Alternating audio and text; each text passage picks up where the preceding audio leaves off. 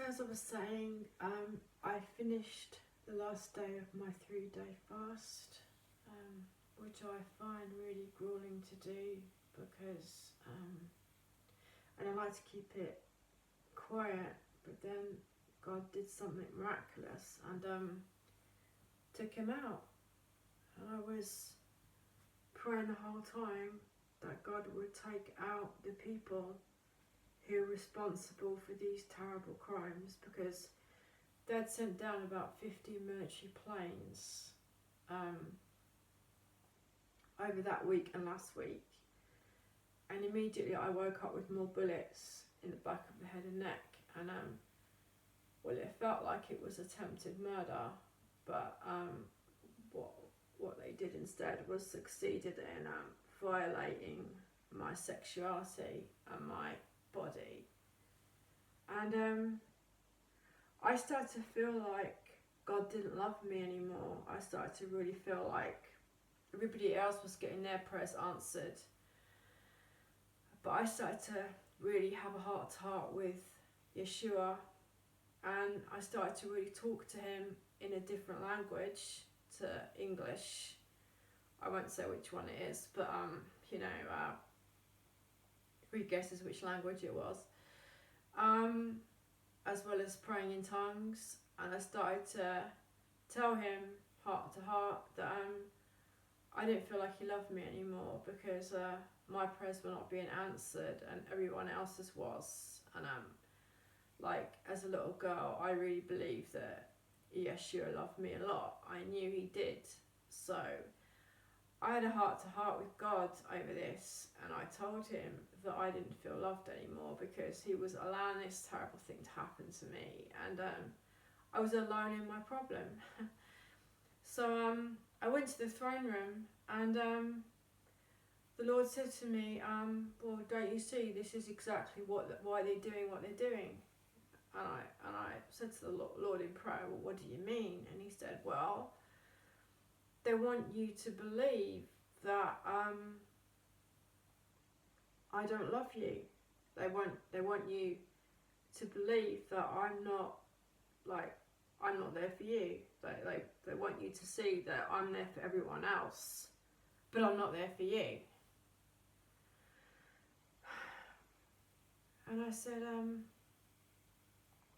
that's great, but when are you going to stop this? Because until you actually stop it, then I'm still going to feel like you're not there for me. So I felt like I could feel the Lord smiling at me, and I didn't think it was really that funny, because there's nothing worse than having your sexuality attacked, and there's absolutely nothing you can do about it. You can't report it and you can't do anything. So the only thing I had left was divine intervention, and I thought, great, that's actually better than the police if God does it. And lo and behold, he did. He took him out. He literally took him out. He took out the Pope. He literally put him into intensive care. And he is the guy that's pretty much at the top of the Bilderberg group, because it's his money that pays for all that stuff. These demonic AI bioweapons is paid for by the false prophet. So but lo and behold, the MI6 agent is still active. I could do a whole new episode on him. He definitely does stalk my property between certain times, and those times are usually from midnight up to about 9 AM in the morning.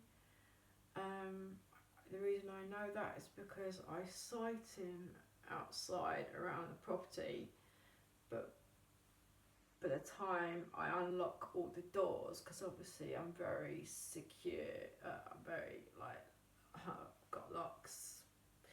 By the time I've taken down the curtains and unlocked the locks and gone out there, he's jumped over the fence and he's buggered off. So I can't seem to just, obviously I'd grab him myself if I had to defend myself in my home. He wants to kill me. What can I say?